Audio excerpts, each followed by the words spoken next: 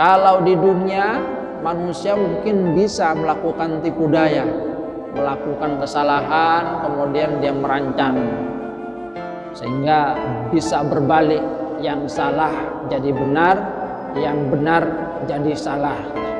Barang buktinya kemudian bisa direkayasa. Itu di dunia ada kaidun, tipu daya, supaya terhindar dari tuduhan, supaya terhindar dari pengadilan, supaya terhindar dari hukuman. Maka di akhirat Allah Subhanahu wa taala menyatakan, fa in kana lakum kaidun fakidun, silahkan kalau kalian memang punya tipu daya, lakukanlah tipu daya itu. Tapi tidak ada lagi kekuatan yang dimiliki oleh manusia, karena memang mereka tidak punya apa-apa lagi. Di dunia mungkin mereka bisa mengandalkan kekuasaan, di dunia mungkin mereka bisa mengandalkan jabatan, bisa mengandalkan harta, bisa mengandalkan badan yang kekar, bisa mengandalkan kepandaian. Akan tapi di akhirat tidak ada lagi yang bisa mereka banggakan kecuali nanti amal yang mereka lakukan dalam rangka mengharap ridha Allah Subhanahu wa taala.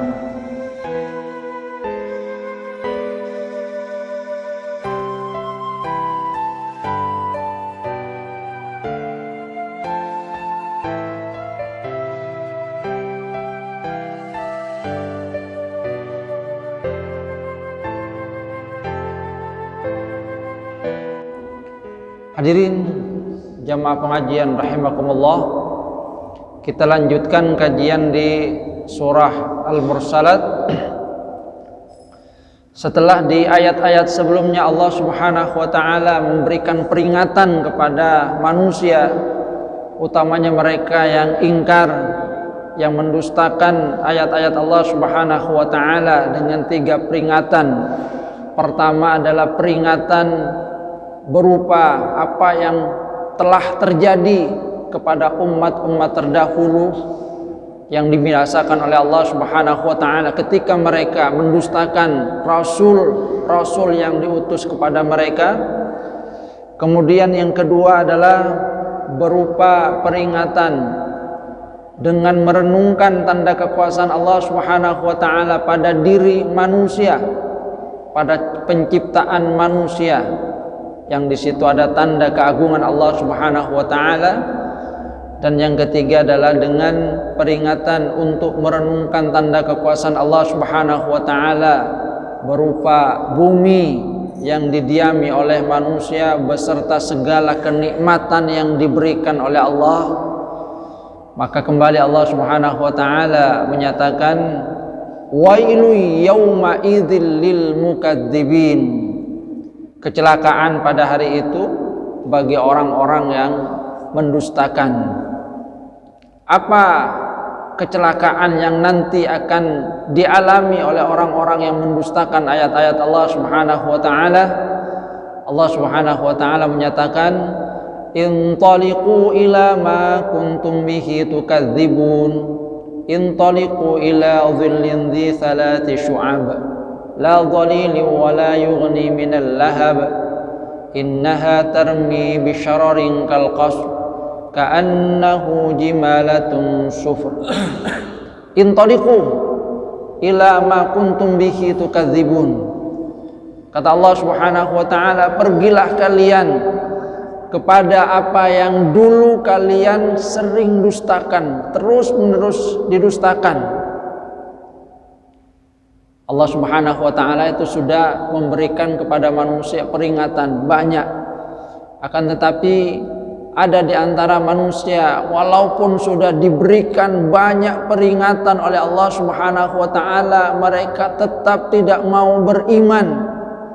Mereka terus di dalam kekufuran, terus mendustakan ayat-ayat Allah Subhanahu wa taala.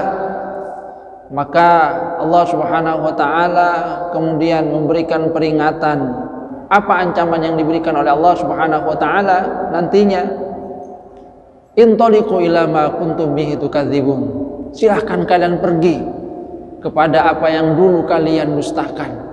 Apa yang didustakan oleh orang-orang kafir? Ya hari kiamat, juga siksa neraka. karena mereka tidaklah meyakini akan datangnya hari kiamat. Kehidupannya cuma di dunia, bersenang-senang, berfoya-foya, meninggal sudah selesai kata mereka, tidak akan ada kebangkitan. Maka kemudian Allah Subhanahu wa taala menyatakan, intaliqu ila ma kuntum bihi tukadzibun, pergilah kalian kepada apa yang dulu kalian sering dustakan. Intaliqu ila dhillin dhi thalathi syu'ab. Allah Subhanahu wa taala kemudian menyatakan, pergilah kalian kepada dhillin dhi thalathi syu'ab. Dhillin di sini maksudnya adalah lahabun nar, dukhanun nar, sesuatu yang digambarkan oleh Allah Subhanahu wa taala sebagai dhillun. Dhillun itu sungguhnya sesuatu yang menaungi. Akan tetapi di ayat ini Allah Subhanahu wa taala nanti akan menggambarkan bahwa itu bukan sesuatu yang menaungi. Dhillin dhi thalathi syu'ab, karena itu adalah dukhanun nar, asap neraka yang itu sangat panas tentu saja. Di dalam ayat ini digambarkan bahwa asap itu mempunyai 3 cabang. Idza irtafa'a wa sa'ida ma'ahu dukhan. Jadi ketika dia itu membesar, maka kemudian ini membentuk 3 cabang. Cabang besar itu, la dhalili wa la yughni minal lahab. Kalau dhillun yang diharapkan oleh manusia itu adalah sesuatu yang akan menaungi dia, membuat dirinya itu nyaman, di mana di dalam hadis Rasulullah SAW kami menggambarkan bahwa ada 7 golongan yang nantinya akan diberikan oleh Allah Subhanahu wa taala naungan, di mana tidak ada naungan kecuali dari naungan Allah Subhanahu wa taala. Naungan di sini itu adalah sesuatu yang nanti akan menyejukkan dirinya, akan tetapi dhillun di sini tidak, di mana Allah Subhanahu wa taala menggambarkan la dhalili wa la yughni minal lahab. Dhillud dukhan al-muqabil al-lahab, ini malah adalah asap dari neraka yang itu sangat panas. Kalau mungkin kita gambarkan pada masa sekarang, itu di dunia ada yang disebut dengan apa? Wedhus gembel itu ya. Erupsi. Iya, wedhus gembel, erupsi. Itu kan hitam juga itu kan. Dhillun juga. Akan tetapi itu bukan mendatangkan ketenangan. La dhalil, itu tidak akan memberikan kenyamanan, tidak akan memberikan ketenangan. Orang bahkan akan lari. Wala yughni minal lahab, tidaklah juga menolong dari api neraka. Jadi di sini kemudian Allah Subhanahu wa taala menggambarkan tentang kecelakaan apa yang akan dialami oleh orang-orang yang mendustakan ayat-ayat Allah Subhanahu wa taala. Silahkan, dulu kalian mendustakan ini, sekarang silahkan kalian lihat, pergi kepada sesuatu yang dulu kalian sering ejek, sering kalian dustakan, tidak kalian percayai. Bahkan di dalam ayat ini Allah Subhanahu wa taala menggambarkan innaha tarmi bisyararin kal qasr, bahwa neraka jahanam yang nanti orang-orang yang kafir yang mendustakan ayat-ayat Allah Subhanahu wa taala memasukinya, itu tarmi bisyararin kal qasr, itu akan memberikan syaror. Itu adalah apa ya, kalau kita ada orang las itu bunga apinya itu syaror itu, atau kalau anu tehel itu gerindra itu kan biasanya keluar kembang api itu kembang apinya kemudian digambarkan oleh Allah Subhanahu wa taala innaha tarmi bisyararin kal qasr, kembang apinya itu kal qasr, seperti halnya istana. Kembang apinya itu, kalau kembang api yang di dunia itu gelas itu pakai gerindra itu kan keluar kembang api, itu kan kecil itu. Akan tapi di sini Allah Subhanahu wa taala menggambarkan kal qasr, seperti halnya istana. Coba kita bayangkan, ada bunga api, kembang api sebesar istana. Ini kembang apinya itu. Apalagi apinya itu kan.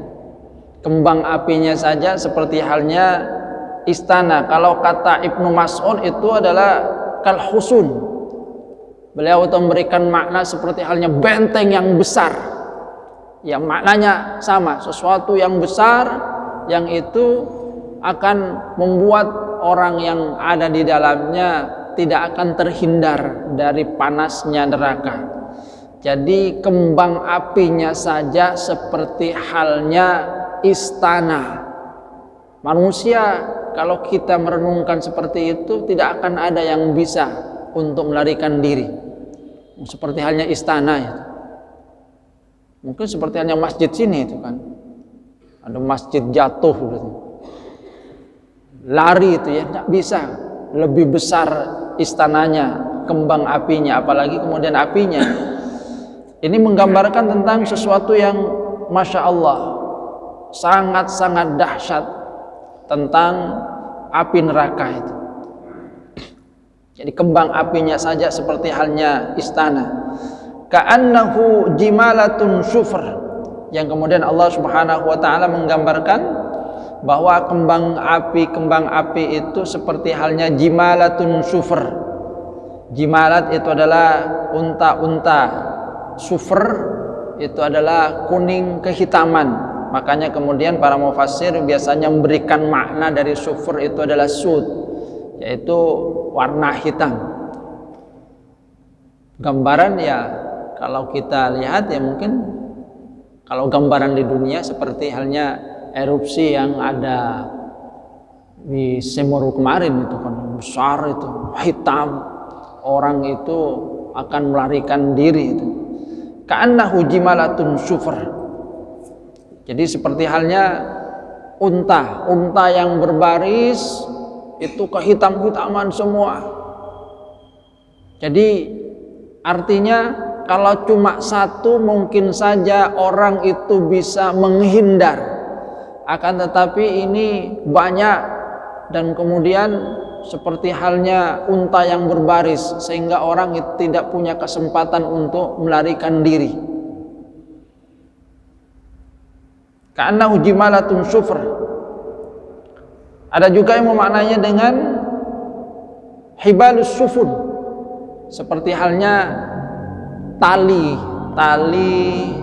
talinya sampan itu, talinya perahu ya, tali yang besar tentu saja, karena kalau kita lihat di sini kan digambarkan syaroring kalkhos seperti halnya istana. Jadi artinya gambarannya adalah bahwa api neraka itu seperti halnya istana yang besar yang membentuk tali yang itu kemudian mengikat orang yang menjadi penghuni neraka. Mereka mau melarikan diri tidak bisa. Bahkan di dalam ayat Al-Quran itu kan digambarkan bahwasanya ketika mereka ingin untuk melarikan diri, mereka kemudian dikembalikan lagi.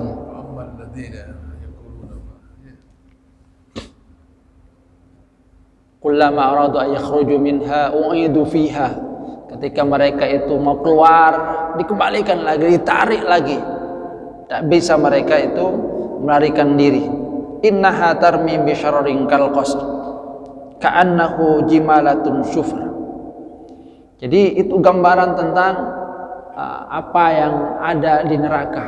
Jadi gambaran tentang api neraka itu digambarkan oleh Allah Subhanahu wa taala itu sangat dahsyat. Ya mungkin seperti yang saya katakan gambarannya zilal di situ zillun seperti halnya erupsi dari gunung Merapi yang barusan meletus itu. Gambarannya kan kalau kemudian kita lihat di videonya, Masya Allah, besar itu. Besar itu. Mungkin seperti itulah syarornya saja itu. Kembang apinya yang satu erupsi besar seperti itu, hitam yang kemudian menghantam manusia. Dimana kalau manusia itu lari, kalau di sini kan lari, sesungguhnya seperti itu bisa jadi peringatan juga bagi kita bahwa apa yang ada di dunia berupa erupsi Semeru yang begitu menakutkan bagi manusia, yang gambarannya itu Masya Allah kalau kita lihat videonya, itu adalah kalau dibandingkan dengan apa yang ada di akhirat, di neraka, itu hanya satu kembang api saja dari api neraka, yang itu kemudian membentuk tali yang panjang yang mengikat, menarik orang-orang yang mendustakan ayat-ayat Allah Subhanahu wa taala. Kemudian Allah Subhanahu wa taala menyatakan, wailu yauma idzil lil mukadzibin. Kecelakaan. Sekali lagi Allah Subhanahu wa taala mengulangi, wailu yauma idzil lil mukadzibin. Kecelakaan pada hari itu bagi orang-orang yang mendustakan. Hadza yaumu la yantiqun wa la yu'dzanu lahum faya'tadzirun. Ini adalah hari di mana mereka tidak lagi bisa berbicara. Wala yu'dzanu lakum faya'tadzirun. Mereka juga tidak berikan izin untuk apa? Menyampaikan uzurnya, alasan, minta maaf. La yaqdiruna 'alal kalam wala yu'dzanu lakum fihi liya'tadziru. Mereka juga tidak bisa dan tidak berikan kesempatan lagi untuk minta maaf, memberikan alasan. Qamatil hujjah, kata Ibnu Katsir. Kenapa? Karena Allah Subhanahu wa taala itu sudah memberikan peringatan kepada manusia, banyak dibekali oleh Allah Subhanahu wa taala dengan panca indera untuk melihat tanda kekuasaan Allah Subhanahu wa taala, mendengarkan ayat-ayat Allah Subhanahu wa taala, merenungkan ayat-ayat Allah Subhanahu wa taala. Tidak cukup dengan itu diberikan oleh Allah akal. Tidak cukup dengan itu diberikan oleh Allah Subhanahu wa taala rasul, beri peringatan, diberikan wahyu kepada mereka. Tidak percaya diberikan lagi mukjizat, tanda bahwasanya mereka memang adalah benar-benar utusan dari Allah Subhanahu wa taala. Bahkan kalau di dalam surah Yasin itu tidak cukup hanya satu rasul itu. Datang dua masih didustakan, diberikan lagi tiga itu. Tapi tetap saja ada di antara manusia yang tidak mau untuk mengakui bahwasanya mereka adalah rasul utusan Allah Subhanahu wa taala, tidak mau beriman. Qamatil hujjah.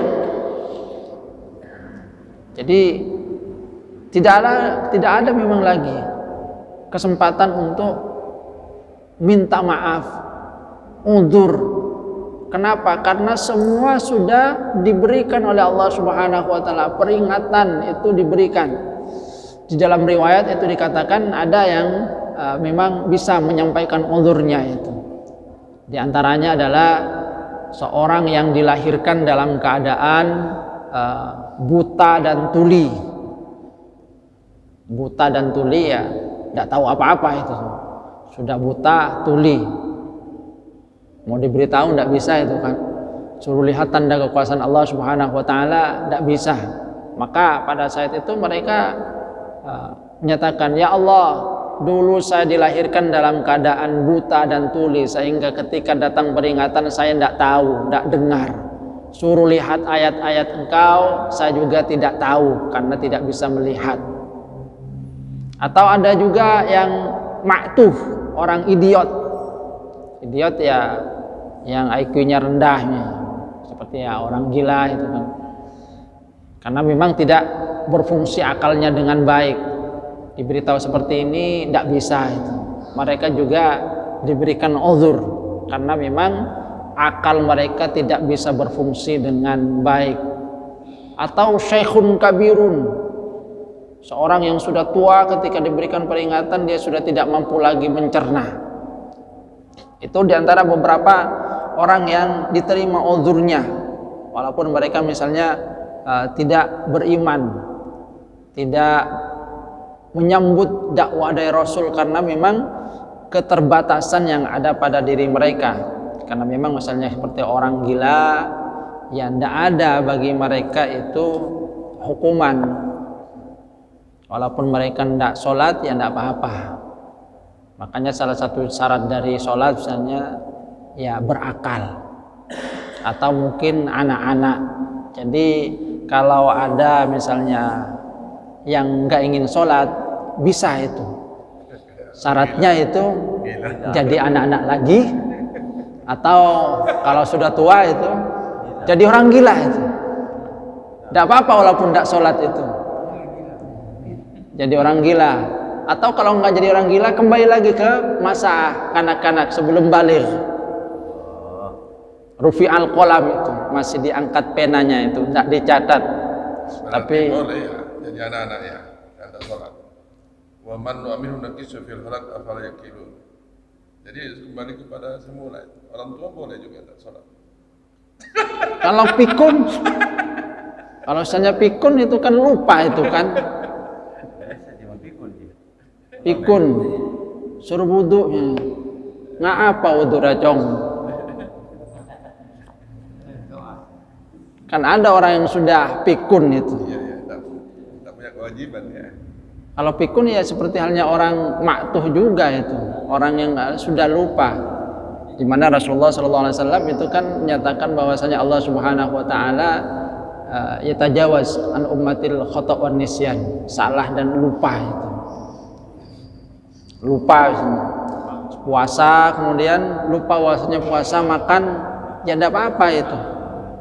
Tapi kalau sudah nangkungan pamare sekali lain lagi. Baik. Wala yu'dzanu lakum faya'tadirun. Jadi pada waktu itu tidak ada lagi kesempatan untuk i'tidar, minta ampun. Jangankan minta ampun, Allah Subhanahu wa taala itu juga mengisyaratkan beriman pun pada waktu itu sudah tidak bisa diterima. Fa yawma'idil la yanfa'ul ladzina kafaru imanuhum. Pada hari itu tidak bermanfaat bagi orang-orang yang kafir kalau mereka itu beriman. Kenapa? Karena sudah lewat waktunya. Waktunya untuk beriman adalah sebelum ajar itu sampai di tenggorokan, di kerongkongan. Allah yaqbalu taubatal abdi malam yughargir. Allah itu menerima taubat seorang hamba sebelum ajal itu sampai kerongkongan. Kalau sudah sampai kerongkongan, bertaubat itu tidak diterima. Seperti halnya Fir'aun ketika sudah kelelap itu mau meninggal, dia katakan amantu bima amana bihi banu Israil. Kalau berarti saya iman kepada Tuhan yang diimani oleh Bani Israel, tapi sudah terlambat. Wala yu'dzanu lakum faya'tadirun. Jadi tidak ada lagi kesempatan untuk ya, dan memang manusia tidak bisa lagi untuk memberikan alasan. Dulu di dunia sudah diberikan peringatan tapi tidak mau untuk beriman. Didatangkan lagi peringatan yang lainnya, tidak mau. Sudah jelas. Sehingga kalau di dalam ayat yang lainnya Allah Subhanahu wa taala itu kan mengisyaratkan waman a'rada an dzikri. Siapa yang berpaling dari peringatan dari Allah Subhanahu wa taala. Allah Subhanahu wa taala itu kan kemudian memberikan peringatan. Fa innalahum ma'isyatan dhanka. Maka baginya itu kehidupan yang susah sulit. Wa nahsyuruhu yaumil qiyamati a'ma. Nanti pada hari kiamat itu akan dikumpulkan, dibangkitkan dalam keadaan buta. Dia bertanya, "Ya Rabb, kenapa saya ini kok dibangkitkan dalam keadaan buta? Dulu di dunia ini saya kan bisa melihat." Kata Allah Subhanahu wa taala, "Dulu ayat-ayatku datang, peringatanku datang, tapi kamu lupa, berpaling. Kamu lupakan itu. Wa kadzalikal yauma tunsa." Maka hari ini kamu juga dilupakan. Wala yu'dzanu lahum faya'tadirun. Wailu yauma idzin lil mukadzibin. Kecelakaan pada hari itu bagi orang-orang yang mendustakan. Hadza yaumul fasli jama'nakumul awwalin. fa in kana lakum kaidun fakidun.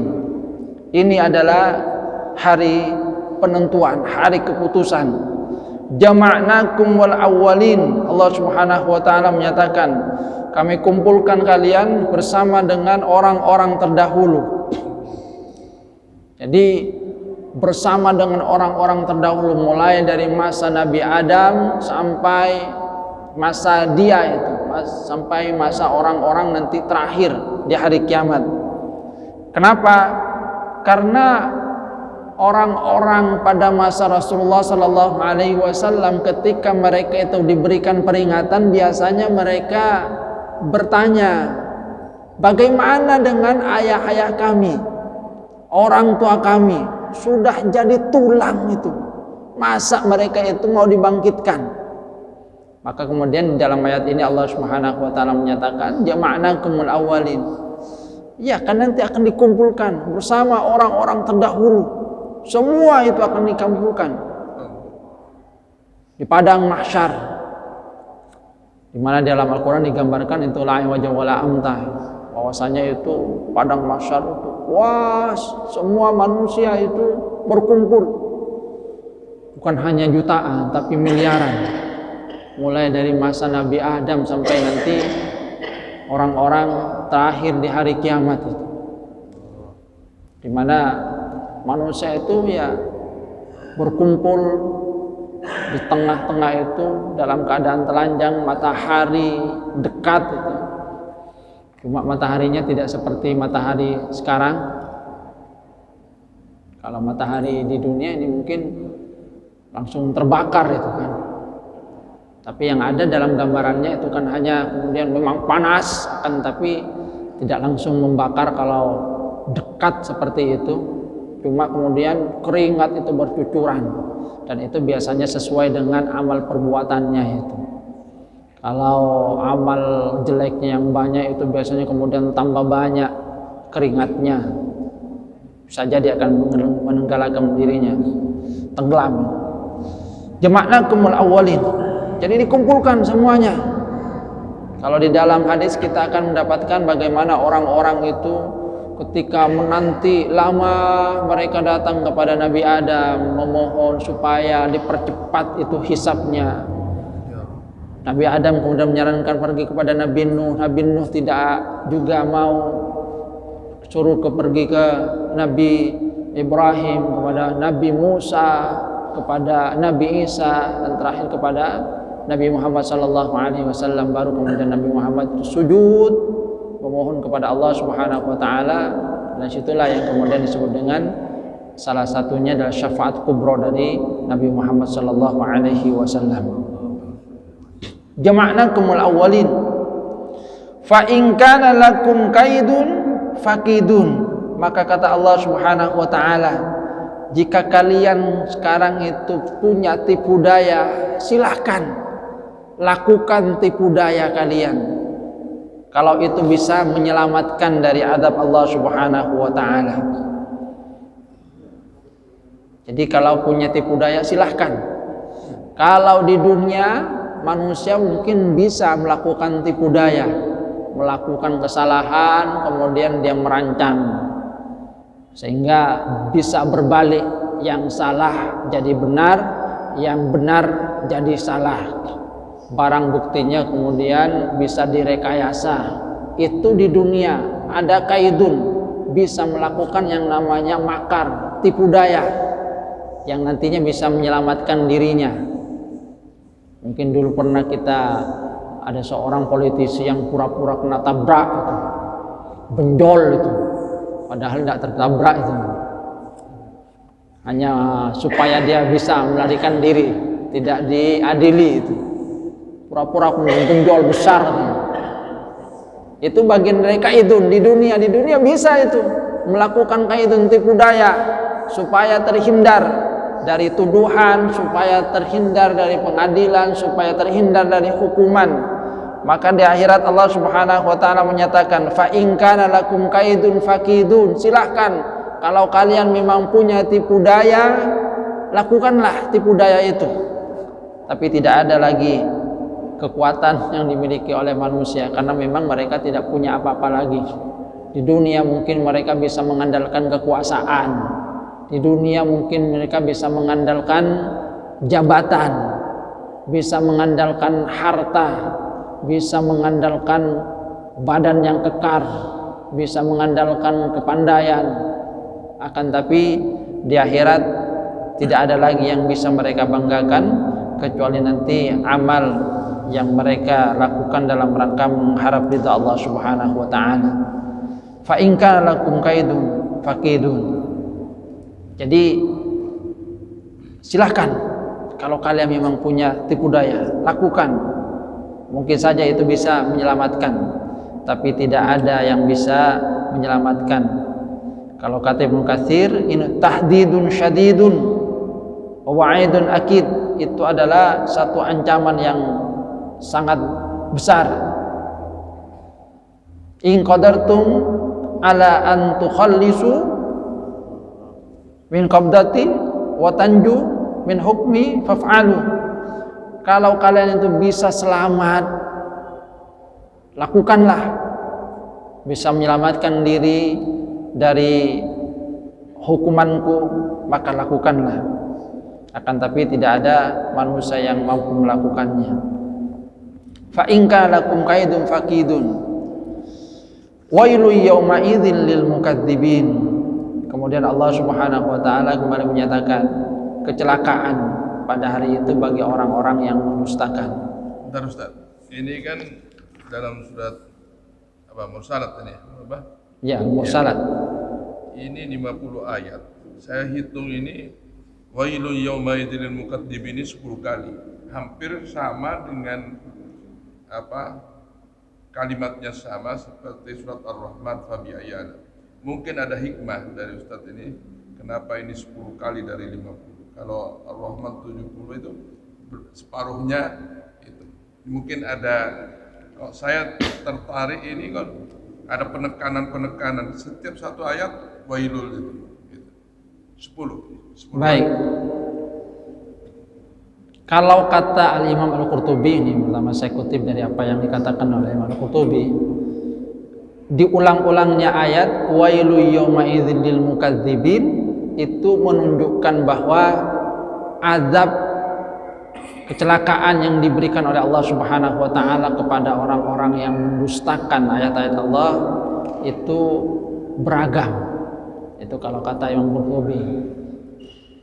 Misalnya apa yang terjadi kepada umat-umat terdahulu ketika mereka itu mendapatkan azab dari Allah Subhanahu wa taala saat mendustakan rasul mereka, itu kan bermacam-macam. Umatnya Nabi Nuh itu dengan banjir, umatnya Nabi Hud Ad itu dengan angin dingin yang menghantam mereka sab'a layalin wa thamaniyata ayyam, 7 malam 8 hari. Ada juga dengan teriakan dahsyat. Kalau kaumnya Nabi Lut itu kan dilempari dengan batu, kemudian buminya itu dibalik, ja'alna 'aliyaha safilaha, yang atas itu jadi bawah, bawah itu jadi atas.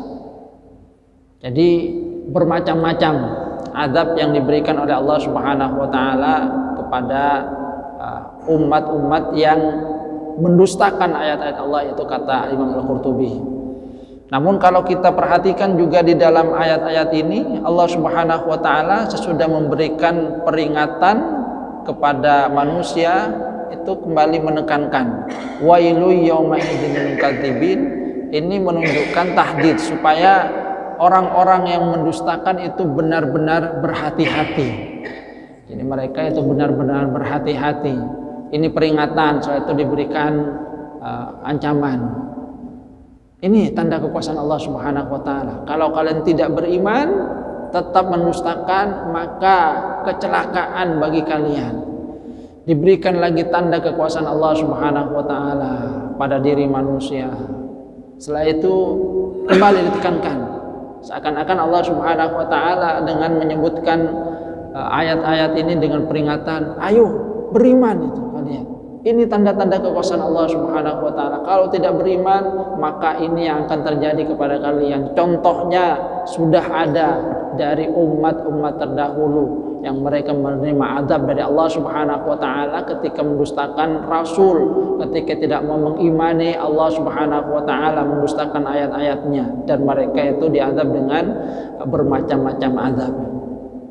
Jadi itu kalau kata Imam Qurtubi bermacam-macam juga azabnya. Tapi kalau kita renungkan di situ memang ada penekan dari Allah Subhanahu wa taala bagi orang-orang yang tidak mau untuk beriman agar mereka itu segera beriman. Bagi mereka yang beriman supaya kita tidak sampai jatuh kepada sifat orang-orang yang mendustakan ayat-ayat Allah Subhanahu wa taala. Kemudian Allah Subhanahu wa taala melanjutkan tentang balasan yang nanti akan diterima oleh orang-orang yang bertakwa. Innal muttaqina fi dhilalin wa uyun.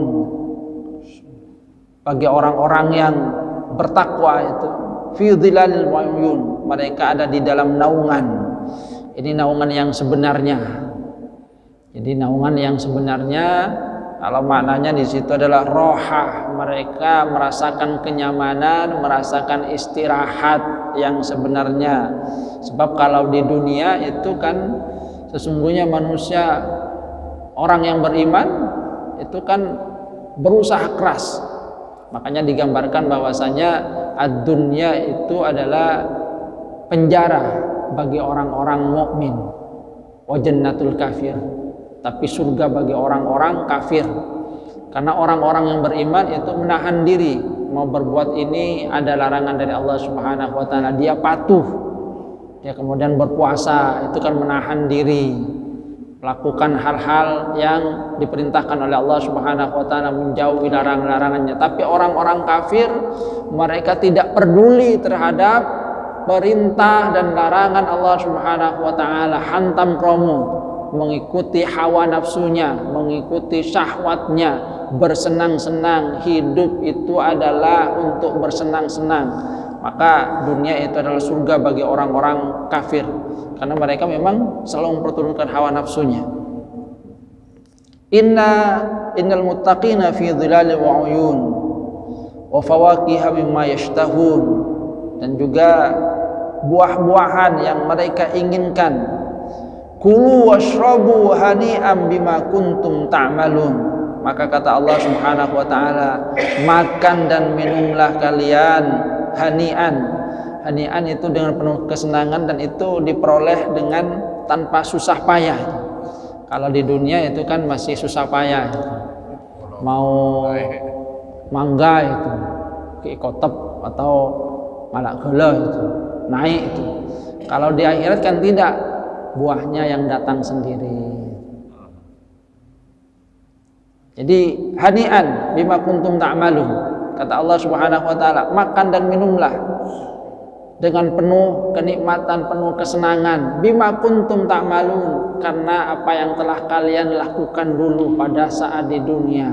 Di dunia manusia itu menahan diri karena Allah Subhanahu wa taala, maka Allah Subhanahu wa taala membalasnya di hari kiamat. Inna kadzalika najzil muhsinin. Demikianlah kami memberikan balasan bagi orang-orang yang berbuat baik. Jadi itu bagi orang-orang yang beriman, orang-orang yang bertakwa. Allah Subhanahu wa taala menyatakan bahwa ada kenikmatan yang akan diberikan kepada mereka. Tapi kemudian Allah Subhanahu wa taala menyatakan kembali, wailu yauma idzin lil mukadzibin. Kecelakaan, wail pada hari itu bagi orang-orang yang mendustakan. Kulu wa tamatta'u qalilan innakum mujrimun. Itu yang dikatakan oleh Allah Subhanahu wa taala kepada orang-orang kafir, orang-orang yang mendustakan ayat-ayat Allah. Kulu wa tamatta'u qalilan, makan dan bersenang-senanglah kalian. Qalilan, tapi sedikit. Innakum mujrimun, kalian itu banyak berbuat dosa. Kesenangan yang dialami oleh manusia di dunia itu kan sungguhnya adalah kesenangan yang sedikit. baik dari segi waktunya ataupun dari segi kenikmatan yang sebenarnya. Kalau dari segi waktunya itu kan ya paling lama 60, 70, ada yang sampai 100, tapi kalau sudah 100 itu tidak begitu menikmati semua kenikmatan itu kan, karena gigi sudah tanggal itu. Mau menikmati sate sudah colpak itu. Memang mungkin masih ada yang sampai umurnya 100, tapi kan tidak seperti halnya anak muda yang makannya banyak itu, yang giginya itu masih kuat itu, cokung, nyaman gini. Kalau sudah tua itu pikir-pikir itu, nanti makan copot itu giginya, karena gigi sudah gigi palsu itu. Qalilan, nikmat yang sedikit itu. Apalagi kalau dibandingkan dengan nikmat yang sebenarnya, karena apa yang ada di surga itu kan digambarkan mala ainun ra'at wala udhurun sami'at, tidak pernah terlihat oleh mata, tidak pernah terdengar oleh telinga, wala khatara bibali ahadin, tidak pernah terbetik. Tapi memang ya supaya manusia itu punya keinginan tentang apa yang ada di surga, maka digambarkan dengan sesuatu yang pernah dilihat oleh manusia, ya buah-buahan misalnya. Itu adalah gambarannya dengan sesuatu yang pernah dilihat, dirasakan oleh manusia. Akan tetapi hakikat sebenarnya tetap tidak sama. Karena sekali lagi yang di surga itu mala ainun ra'at wala udhun sami'at wala khatar bibali ahadin, tidak pernah terlihat oleh mata, tidak pernah terdengar oleh telinga, tidak pernah terbetik oleh hati seorang. Karena yang namanya rasa ya hanya bisa diketahui oleh orang yang merasakannya. Wailu yaumaidil mukadzibin wa idza qila lahum irka'u la yarka'un wailu yaumaidil mukadzibin fa bi ayyi haditsin ba'dahu yu'minun. Kembali Allah Subhanahu wa taala memberikan peringatan kepada manusia, wa idza qila lahum irka'u la yarka'un. Dulu ketika di dunia suruh sujud tidak mau mereka, tidak mau untuk beriman kepada Allah Subhanahu wa taala, maka kecelakaan bagi mereka. Dan kemudian Allah Subhanahu wa taala menyatakan fa bi ayyi haditsin ba'dahu yu'minun. Kalau Al-Quran yang diturunkan oleh Allah Subhanahu wa ta'ala itu sudah tidak mereka imani, maka perkataan seperti apa lagi yang akan mereka imani? Padahal kalau kemudian kita lihat ya, yang namanya Al-Quran itu turun dengan gaya bahasa yang sangat memikat orang-orang pada masa itu, karena segi balaghahnya, fasohanya yang sangat tinggi, yang digambarkan oleh mereka itu sebagai lahalawa, sesuatu yang sangat nikmat. Tapi karena dorongan dunia, maka manusia itu ada yang tidak mau beriman. Fabi ayyi haditsin ba'dahu yu'minun. Kalau Al-Quran yang sudah penuh dengan hikmah seperti itu, yang penuh dengan balaghah, yang sangat menyentuh hati, tidak bisa menyentuh hati mereka, maka perkataan siapa lagi yang akan mereka dengarkan, yang akan mereka percayai? Hadirin jamaah rahimakumullah, kita berdoa mudah-mudahan kita termasuk kepada bagian orang-orang yang mempercayai, termasuk orang yang bertakwa. Mudah-mudahan kita dijauhkan dari sifat yang di dalam ayat-ayat ini Allah Subhanahu wa taala memberikan ancaman wailul yaumaidil mukadzibin, kecelakaan bagi orang-orang yang mendustakan.